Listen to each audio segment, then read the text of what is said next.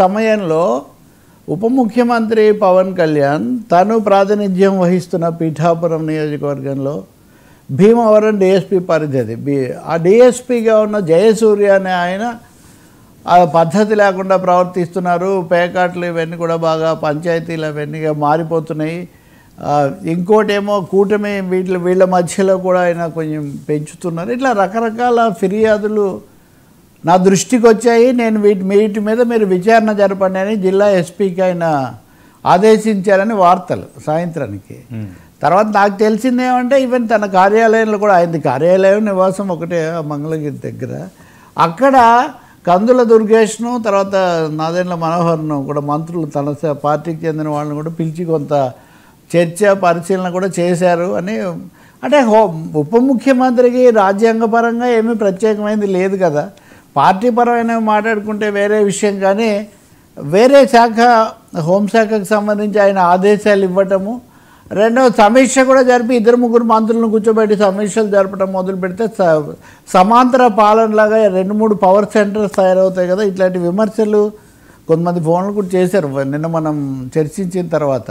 ముఖ్యమంత్రి పోలీసులను కాస్త అభినందిస్తున్న సమయంలోనే ఇంకో పోలీసు అధికారి గురించి ఈ విధంగా మాట్లాడటం.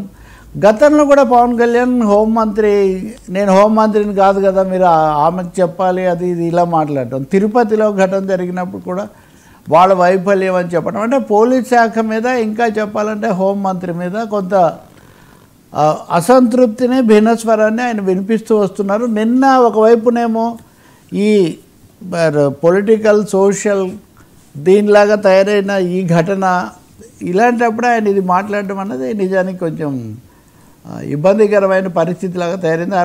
అనితను కూడా ఆ మీడియా మీట్లో జర్నలిస్టులు అడిగారు, ఏమంటే హోంశాఖ ఆయన పరిధిలో రాదు కదా, ఆయన సమీక్ష చేయడం ఏంటి అంటే ఆమె కొంచెం ఇబ్బంది పడినప్పటికీ మాటగా మా వాగ్దాటి ఉంది కదా, మాకు లేని ఈగో ప్రాబ్లమ్స్ మీకెందుకు, ఆ ఈగోలు మాకేం లేవు అంటే. ఇందులో ఈగో ప్రాబ్లం అనేది ఇన్వాల్వ్ అయి ఉందని చెప్పకనే చెప్పినట్టు అయింది కదా. అంటే జోక్యం చేసుకోవటం ఇవన్నీ ఉన్నప్పటికీ కూడా మాకేం అవి లేనప్పుడు మీరెందుకు వాటి భేషజాల్లోకి మీరు పోతారు అని మీడియాని అనటం ద్వారా. ఇంకొకటేమో నాకేదైనా కావాలంటే వేరే శాఖకు చెప్పి నేను తెప్పించుకుంటాను కదా, సహచర మంత్రులుగా ఒకరి గురించి ఒకరు తెలుసుకోవడంలో దీంట్లో ఏం పొరపాటు లేదని కొంత సర్దుబాటు కొంచెం సమర్థించే ఒక ప్రయత్నం చేశారు.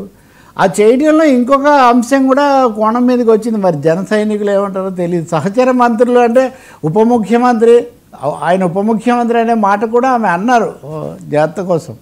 అన్నప్పటికీ కూడా మంత్రుల్లో కొంతమంది ఏమో ఎక్కువ సమానం, కొంతమంది తక్కువ సమానం అనే పరిస్థితి వస్తే ఎట్లా, ఇది ఎందుకు జరుగుతుంది, 1-2 సార్లు ఇలా జరుగుతుందంటే పవన్ కళ్యాణ్ కూడా ఈ పరిస్థితి కొంచెం సంతృప్తికరంగా లేదా, ఇట్లాంటి ప్రశ్నలు రాజధానిలో రాజకీయ వర్గాలు మీడియా మిత్రులు కూడా మీడియా ముందే ఇది చర్చకు రావటం.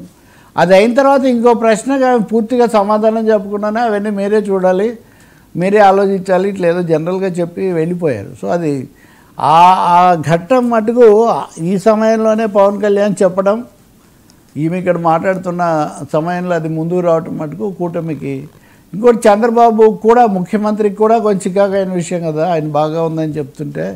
ఇక్కడ మనం ఇంకోటి కూడా కలపచ్చు. ఈ సమయంలోనే తాడిపత్రిలో మన నిరంతర వార్తా గ్రహీత వార్తా ప్రదాత జేడి ప్రభాకర్ రెడ్డి, ఆయన జేసీ ప్రభాకర్ రెడ్డి, సరే జేడీగా జేసీ ప్రభాకర్ రెడ్డి, ఆయన